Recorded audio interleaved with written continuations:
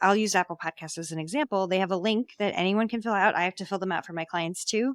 And it really is just kind of like a pitch. And, you make your pitch snappy. Just imagine the back end of an Airtable or a document. All of these answers are coming in. How do you make your text stand out in a sea of all of these answers? 2 quick tips.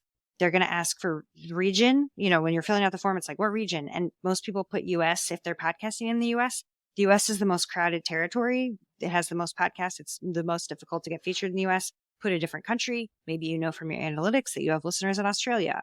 Put Australia, New Zealand, the UK. Also, one of the fields in Apple Podcasts is, how are you going to market this show? Tell us about your marketing plan. They're not asking for your marketing plan of the show.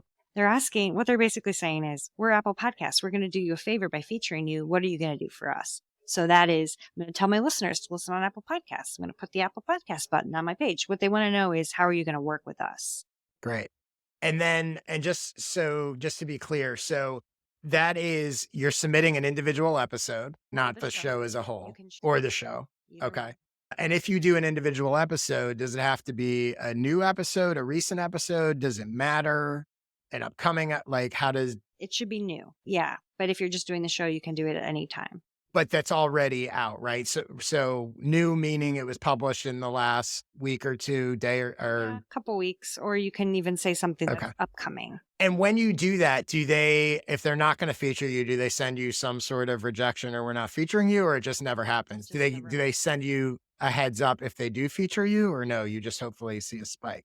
It depends on where they're going to be featuring you, because if they're featuring you at the very top, they request artwork. So they'll be asking you for the artwork, but you don't have to worry about that yet. And then how often can or should you submit episodes? I wouldn't do it more than every 3 months. I think that's what they recommend. So it should never be every episode. Okay. So make it special, make it count. Okay.